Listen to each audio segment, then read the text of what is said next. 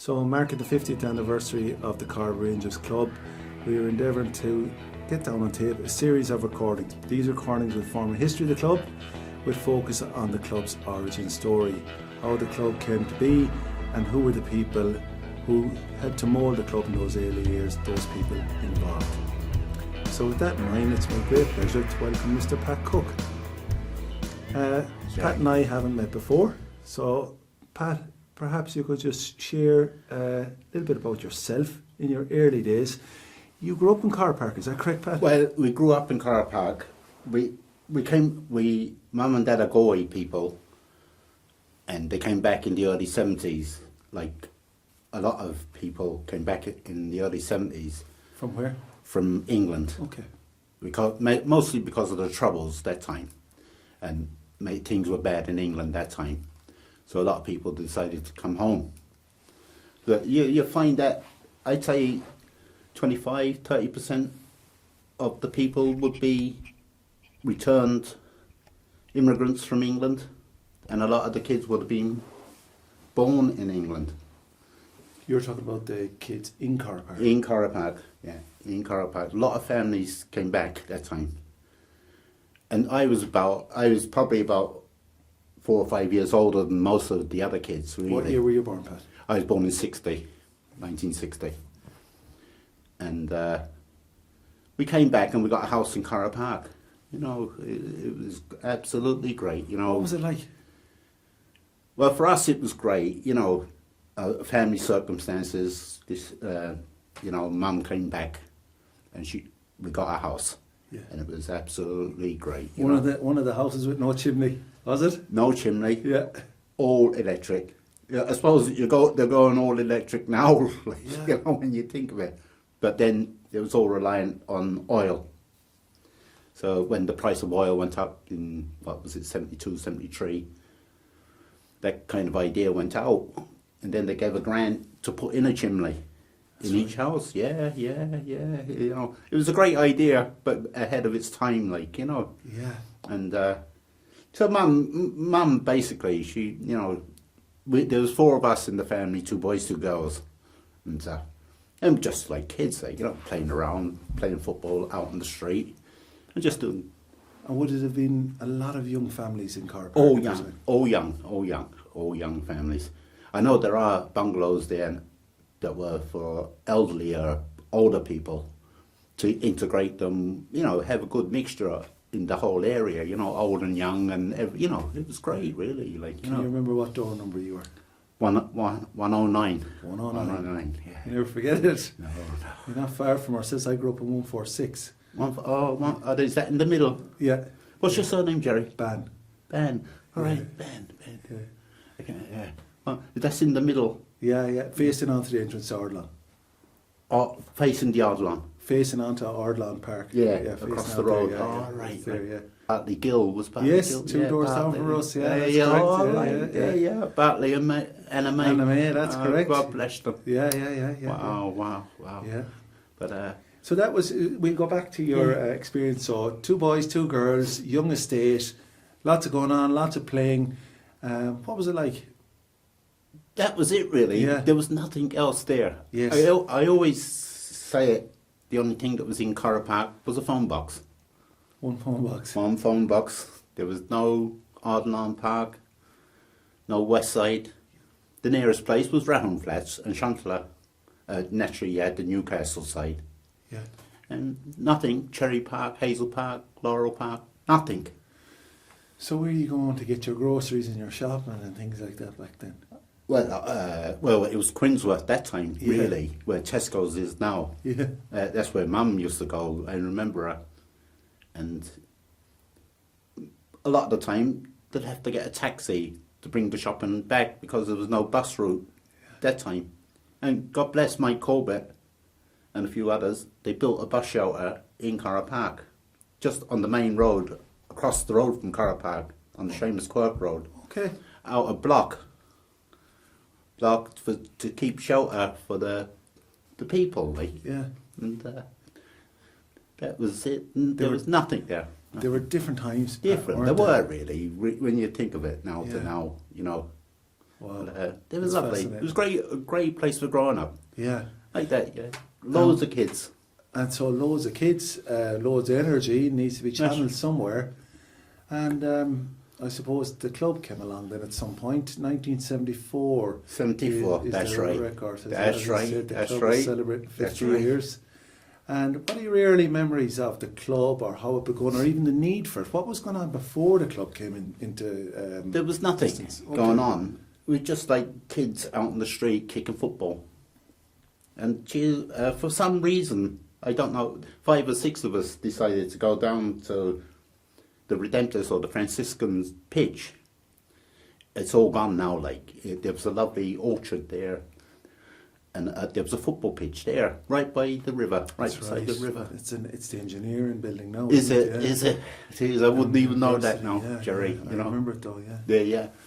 And we were just kicking ball, nothing.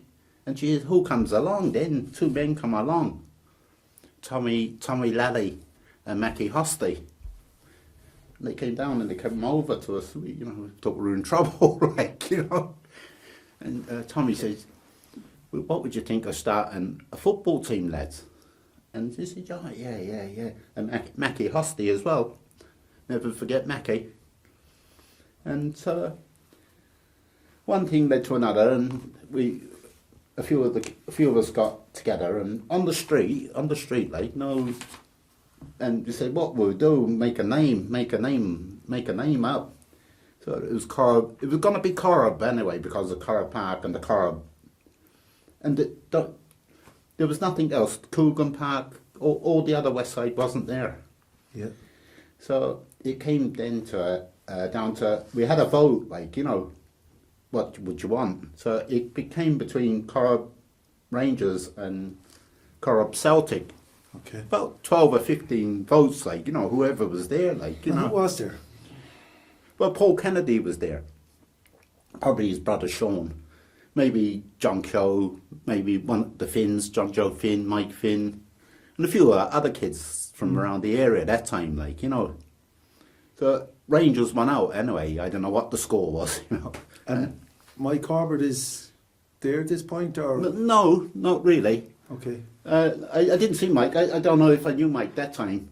And but whatever happened anyway, Mike got involved, which is great because he's a good football man, And Tommy and Mrs. Ford, Brady Ford, and Anne Lally. Yeah. All the parents, Yeah. they were all raising young families, working and doing their thing. Yeah. But then they started doing this. But Mike took over then. Yeah. Actually, I was only a kid, 14, and Mike could have, he know the ins and outs, so he probably got it all registered properly and all, the proper way of doing it, And then I was mad into soccer that time, but I was too old, to be on a team. It was younger kids, under 11s or under 12s or something. Yeah, the first registered teams at the Galway Fair were under 11, under 12 and under 13. Yeah. But even just before that, so you got after going from a group of young guys just kicking a ball around in the Franciscans. Yes. And did you play a game at that point? Did you play anybody else, or?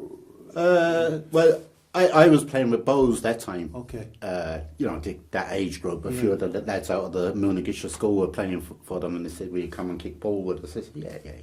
But it all developed then over time, and there was a pitch down there. I remember the pitch, Corporation pitch, and it was a nice pitch. I never forget. It was kind of a stony pitch, a lot of stones. Where are we talking about? Down in Corrib Park. Corrib Park, the football pitch in Corrib Park. I don't know what's it called now, Yeah. So all the neighbours, it was great. All the mothers, fathers, kids went around the buckets picking up stones off the pitch. I never forget that. So. Yeah. And another great woman was Mrs. Keogh. She was a great... From the shop? From the shop. Only for Mrs. Keogh. You were saying there about getting shopping. Only for Mrs. Keogh, you'd have to go into town, She was a great woman, Yeah. And she rearing her own family too, course, Yeah. But that was Corrib Rangers then. I did a bit of training with them, but then as I went working myself and then immigrating and all that, I lost contact then, Yeah. like, you know. Yeah. And, So when we're looking at the early days, I'm just trying to get a bit of a timeline on this now of how the different things happen. So you would have had it that you would have been playing with a group of guys and you were slightly older than when they registered from under 11, 12 and 13. that's right. But previous to that, there was the nucleus of something going on there. There was some form There of... were plenty of kids. Yeah. You know, there were plenty of kids and young lads. And meeting up at the Franciscans, That's and right. then they started to meet up because Mike tells a good story Yeah. about how the first goalpost went up on that Well, pitch. there you are, That he there you literally are. planted Yes. them in concrete himself. Yes, he was a great man. He is a great man. Yeah. A great man, Jesus, for the community and doing things, you know, like Yeah. I said, rearing a family, working. Yeah. And the parents were great. Yes. Going out. Well, actually, it was for their own kids first. But then everything snowballed bigger and bigger. And the west side got bigger. Do you remember how they decided on colours or anything? Oh, I do. I went to Mike. We had a chat with Mike. I remember it so well. I never forget. Take your time.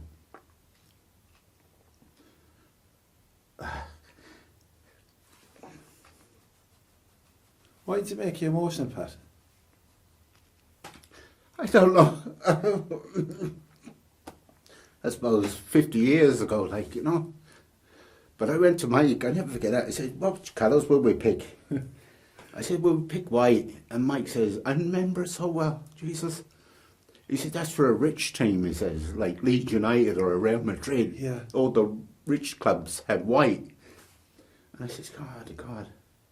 I said, what about orange and black? Because that was my school colours in England. Orange and black. Yeah. And that's, no. Yeah, that was a suggestion. And Yeah. I know he's a grower for it. There was Dutch teams were There very was, much yeah. in vogue at And the Wolves, time. Wolves as well, like, Wolves you know. and Luton Town. And Yeah, it was well, it Derek was Dooman that time was big and Yeah. that kind of thing. Yeah. But that's what the colours. But isn't it fascinating to think that those little conversations that you would have had with Mike, and we'll come to your role then after you were over the age groups, but those little conversations and those little decisions, Yeah, you just remember them but all the way.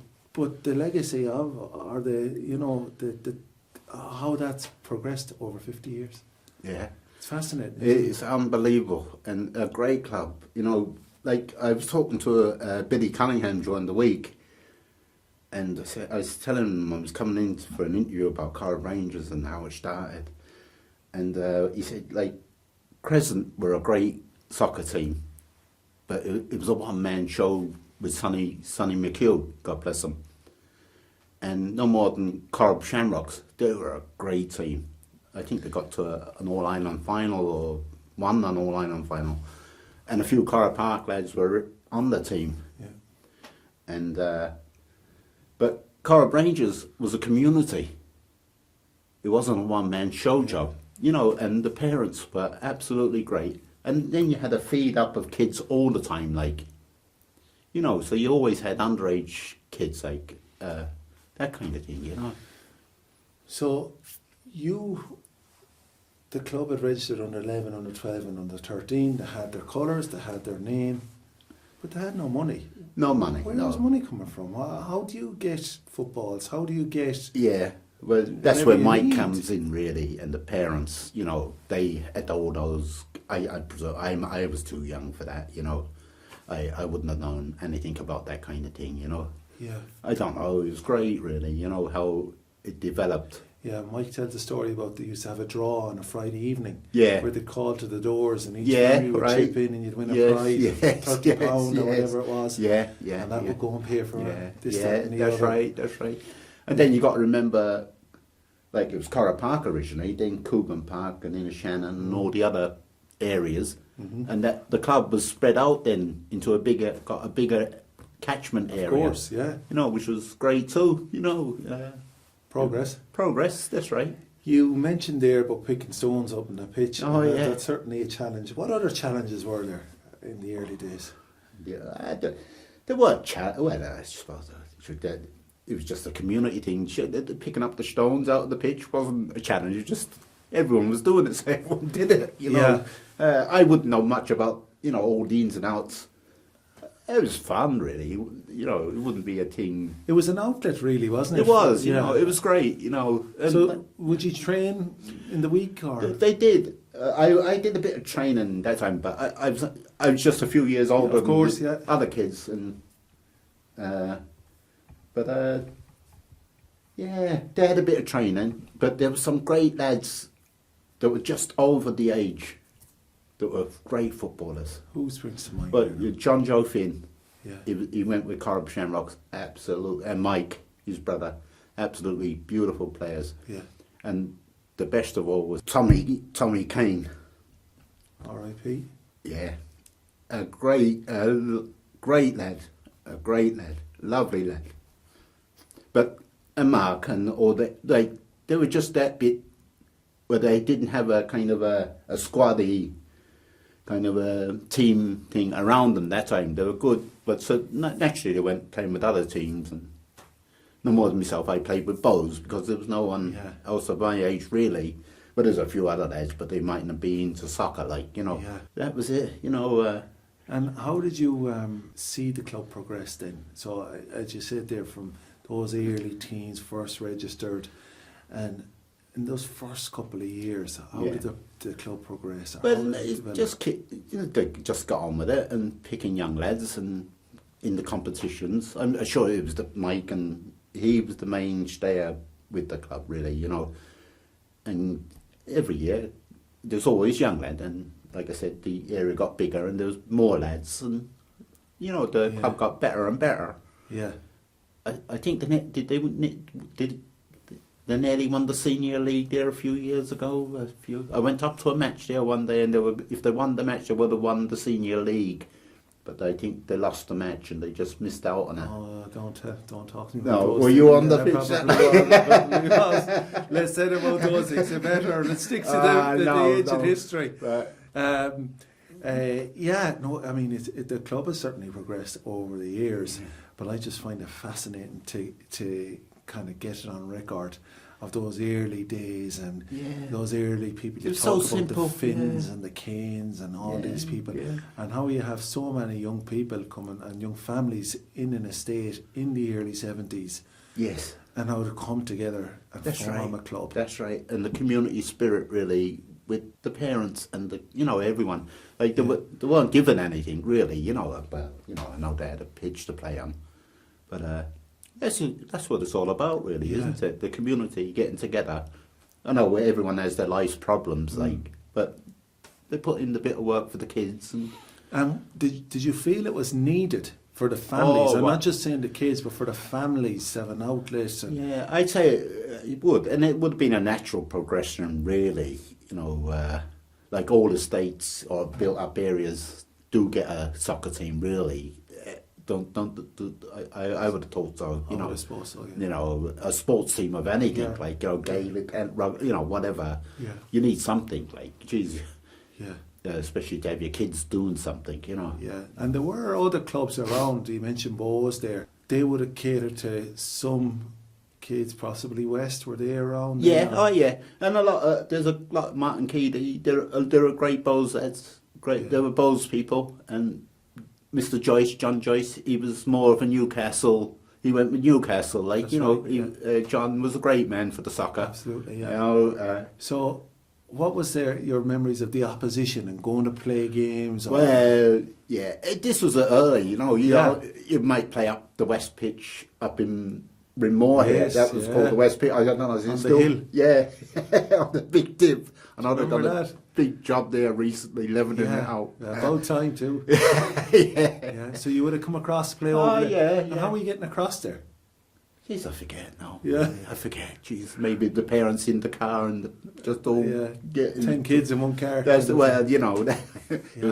was allowed that time. Yeah. It wasn't frowned upon as such. No. Yeah, no. wow. Any other, I mean, you go to West Park, probably possibly playing against Moore or someone. And naturally, we got, I won't swear, but we got beaten a lot of the times because we were just a young team, young kids. Yeah. And the others were more organised, with more my view. Dude, they were brilliant, Bowes and West and all the, the younger kids, like. Yeah. But, so you're there and you were young teams. I know Paul Kennedy was on one of the first teams. And, yeah. So you're going over there and you're playing these guys, and you probably know what's in store for you going across to these places. But you still battled on. There was a good camaraderie, good friendship. There was always. Kenna was a goalkeeper. Bernard Trill there. Yeah. Martin Higgins. Martin was at the Franciscans. Martin was He there. was one of the originals. Yeah. And would you look at those first guys who were in the Franciscans as they were the originals? They didn't have the Corrib Rangers name. No. Maybe insofar as you have Newton Heath and Man United. They mightn't have. I never played for Corrib Rangers. Like Martin, we were too old. You hadn't a team that time. Yeah. So we just it was just kicking off that time, And the years progressed. Then teams got together, kids got together, and made a team, But it was still an outlet for you, Pat, wasn't it? It was. So you were still helping out. You were still around it. Yeah. Oh, sure, it was lovely. It was a great area. Great, absolutely great. I have great memories of it. James Delargy. James another one. Huh? Another one I have. No, just some names there that Pat or James, Michael was telling me. Of course, Brother Justin Sides there with Shamrocks. Yeah. With Corrib Shamrocks, It's John Joe Finn and Mike Finn, never forget them. And John Keogh as well. Yes, of course. Mrs. Keogh's young lad. John was a good, great soccer player. But we never played for Corrib Rangers because we were just too old, just slightly that too time. old, just slightly too old. In regards to players, anyone else you think of from those early days, anyone else you can recall, will get their names on record? I did mention Tommy Kane there, and Mark Kane, but the sister Philomena. Yes. Philomena, she was every bit as good as Tommy. Stop. Absolutely, she was better than any lad, really. Honest to God, no. Are you serious? She was absolutely. If there was an Irish team that time, she'd be on it. Well, that's fascinating. Yes. Because her sons are all brilliant athletes. Are they? Yeah. Outstanding soccer players. Gaelic footballers. Yeah. They're all wearing the county jerseys. She had a bit of bad luck there. She did, of course. God bless her. God bless her. That's right. But that's fascinating. Philomena was brilliant. Really? Yes. Oh, I always maintained she was as good as Tommy any day. Oh, right. Well, her sons would love to hear that. I know. Her boys are gentlemen. Yeah. Very good, very excellent. And anyone else? Who else would be in it? Well, the front, I wouldn't know too many at the front. James Delargy, Paul. I can't think of any. So even that, when you're saying at the front, I mean, because the estate was over 300 houses. That's right. It was nearly like different areas of the estate. That's right. Like, I wouldn't know, even to this day, I met people. I did a job 3 or 4 months ago in Corrib Park at the front, and I met people there that I'd never met, and they were all their lives living there. And what do you call the front? Well, as you enter Corrib Park, you turn left. So down towards Archmore. That's the front, yes. Yeah. And as you veer right from Tommy Laddie's house up is the back. Yes. And then our little street, 109, we had a little, naturally there weren't street names, it was all numbers, but we had a little street in there, and it was absolutely brilliant. Yeah, you were. We knew everyone, and everyone knew everyone. Yeah. And the lads, and there was, and it was interesting how different young lads would end up playing with Corrib Rangers or go somewhere else. Yes. And I spoke with a colleague of mine, Jeffrey Linsky, and his own brother Christopher. They would have been down at the front there. Their dad was a mechanic. Yes. That's right. And they ended up going to Newcastle and playing their soccer at Newcastle. That's right. Yeah, it's very interesting. Would that be the John Joyce influence? Yeah. He stole them players. He did, I think he did. But it's fascinating how, like, I suppose the different generations, what the FAI will call a player pathway now. Yeah. But like how you find your different role. And of course, in them early days, in 74, 75 and 76, Corrib Rangers was only offering football for under 11s, 12s and 13s. Right. Yeah. So like yourself and the Canes, if you were 14, 15, you were going elsewhere. Well, yeah, if you wanted to play soccer, and it was great. I went with Bose, and, you know, because the lads from Moonaghisha here that were playing for Bose, I went with them. Yeah. You know, and then a lot of the Bose lads, and I'm still friends with them all, they went to play for Corinthians because of Jimmy Joyce. Corinthians rugby. Because Jimmy Joyce, another great man, a great man. He was a Bose man and a Corinthian man. Naturally, we followed the good man, you know. And all the lads there, I'm still great friends with them all, you know. Of course. You know. Wow, that's fascinating. I mean, looking back at that, like you're painting a lovely picture of what was, Pat, we both came there, but a working class. Oh, working, estate, totally. Rough and tough, rough and ready. Look, I'm as proud as punch to be from Corrib Park. Yeah. Anytime I meet anyone, I say, they ask me where I'm from, I say Corrib Park. They, where in England are you from? I said, I'm from Galway in Corrib Park. I'm proud as punch, you know. Yeah. And I think that's a lovely thing to hear, Pat, certainly from a man who grew up there 50 years. And it's fascinating to think that the pride is still there, and you can see it in you. Yeah. I think that the club has helped to foster that, and helped to give that kind of outlet. That's right. It's given us something to be proud of. That's right, 100%. And like I said, it's a community. People, you know, like we all live our own lives, do our own thing, but it's a nice thing to have, isn't it? And you hit on it there earlier about you'd go away to places like Renmore and Merview and Hibs and that, and you'd be maybe beaten 6-7 nil. That's right. But there was still a pride in putting the shirt on. There was. You know, they're kicking football, and not naturally the other teams were better organisation, and we were only young. Only started. They were only young, and to think you were the first to be pulling on that orange jerseys. Well, like I said, the gang were. The young kids were. Yeah. I did a bit of training at the beginning, but then my own life took over. Then, of course. Work and immigrating and stuff, and things moved on, and then you do lose contact. And isn't it fascinating then that, as you said, you were talking earlier when we were having a chat that in the 80s, when the work dried up and trades and things like that, yes, that you would have had to go overseas. You had to go to America illegally. Yeah. I often still cry when I see reeling in the years in 85, 86, and people just had to leave. You were one of them. I was one of them, and you had to be in America illegally. Yeah. I'm quite happy to say that. I'm proud of it. Yeah. I only stayed there for a year or so, then came back and went over to England then, because there was no work here. And I must say, can I say that, Jerry, to the people in Corrib Park, the amount of work they gave me over the years.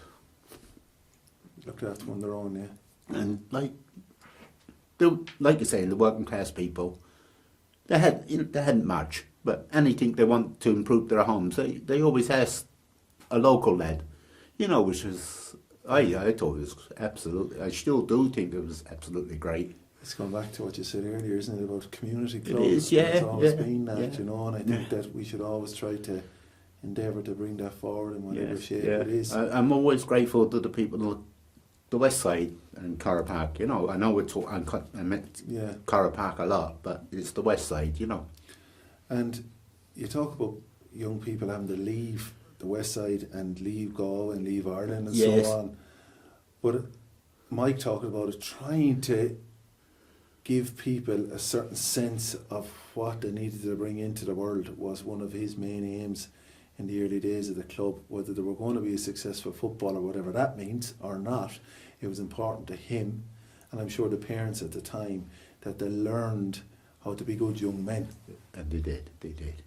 He was a great man, really a great man. But, you know, like I said, he had his own family, his own business. Yes, correct. You know, and to put that much time and effort into a club and build it up to what it is today is absolutely amazing. It's fascinating, isn't it? Yeah. And he was a relatively young man. I mean, He was. he's 79 now. That's at the right. club. So we'll say he's 80 when the club was 50. So he was 30 years. That's right. And a So young family. Yeah. You know, young family, young business, self-employed. Wasn't easy. Yeah. You know, she's absolutely powerful. Yeah. You know, I have great admiration for him. Yeah, it's quite rare nowadays, isn't it, to see someone so committed to volunteerism. volunteerism. Yes. I suppose Ireland is changing, like, you know, but you have to put your time into your own kids too, you know. Of course, yeah. Everyone, you know, it's not just about school, exams, college. You know, as you say, they might kind of build them for life through the club, like, you know, going away and coming back. Yeah, and I think that's something we need to put on the record, is that it wasn't, for the club in the early days, it wasn't all about the results on the pitch, whether, you know, you were being beaten or That's right. whether you got that first win or the first draw or the first goal or whatever it might have been. Right. There was a lot more going on That's behind all that, as in regards to the development of young men. That's right. Yeah, 100%. The results, they do matter, but they don't really matter. But the results of that footballing education, or that how to be a good young man, that's the result. Yeah. Of that we see now. That's right. Years later. And now you've got the grandkids and the great grandkids coming through. And it's great to see the kids that, like myself, my age, I've left Corrib Park, but the amount of kids that have bought houses in Corrib Park from, you know, it was massive, I think. And then rear their grandkids, and the grandkids are coming through now, like, you know. Yeah. It's a progressive thing, like, lovely. Jerry, you know. I'm just going to throw another... Eddie Casey. Who? Eddie Casey. Eddie Casey. Oh, no, Mike mentioned him. He would have been. You said Mackie Hosty. Tommy Lally. Oh, Tommy, yeah, Tommy and Anne. Don't forget the wife. Go on, yeah. Great women and Mrs. Bridie Ford. Behind every great woman is a great woman. That's it. And I never stood behind him. No. Number one. Big time. Well, it's the women too behind them. Mrs. Ford, Bridie Ford, and Bridie Ford. Yeah, I'm going to sit down with Tommy. We're going to get him to sit in that seat, and we're going to have a chat about his memories and so on. And Bridie and Anna. Hopefully, if I can convince them to come in, it'd be lovely to have them. Martin Keady. Yeah, hope to have Martin in for a chat. Great soccer man. Yeah. Great soccer man. Yeah, lovely man too. Look. Tommy Murray. Tommy Murray, yes. Yeah, he was there in those early days. Yeah.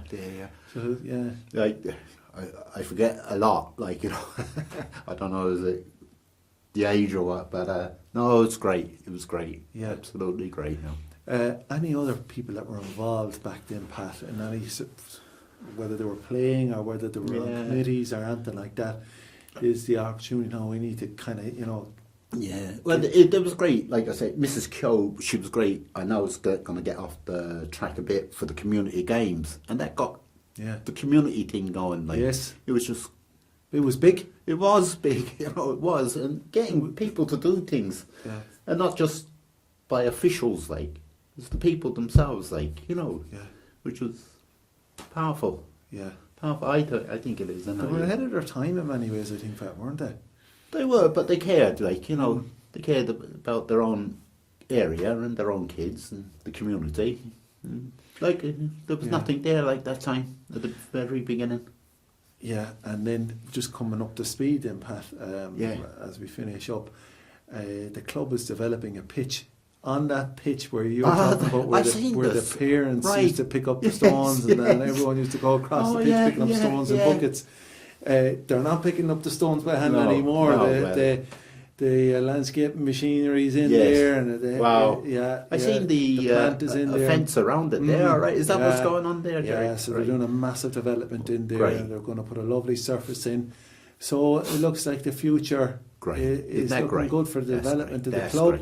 and for the youth of the area. Powerful. And they're still serving the community. They have lots of young teams, and of course they have the junior teams and the ladies teams. That's even better. Yeah, Yes, because right. Phil would have got a team around her and all these days. She'd be, Phil Kids, yeah. tell her that. She was absolutely brilliant. She'd had her teammates nowadays, and I'm sure in a way she takes pride in seeing ladies teams in Corrib Rangers. That's right. That's great. But what would your hopes be for the future for the club, or what would you like to see for them? Or isn't that perfect? What you said there. Now they're developing the pitch and everything. I don't know. Is it a clubhouse involved, or is there a clubhouse? Isn't that lovely? Then, like dressing rooms, proper dressing rooms. Yeah. Right. Yeah, So they're changing at the side of the pitch or whatever. Yeah, it only took 50 years. No. But I know that the club will be endeavouring to have a few initiatives over the course of the year. The actual first season, I suppose, will be from August, September going forward. Yeah. Okay, that Yeah. will mark the 50 years then. Yeah. And I'll make sure they have your details and invite you along. Contact me anytime, Jerry. You want anything? If you'd like to come along to yeah, whatever I would. occasion I would, that of they course. have, I would, you'd of be course. very welcome. Yeah, I would, Jerry. Thanks very much. Pat, it's been a pleasure to sit down with you. And you too, mate. Yeah, you so too. you give us a little a window in the past. Yeah, that's it. No, thank God. That's fascinating. Yeah, it was great. Thanks again, Pat. Thanks, Jerry. Thanks for your time. Thank you. Thank you.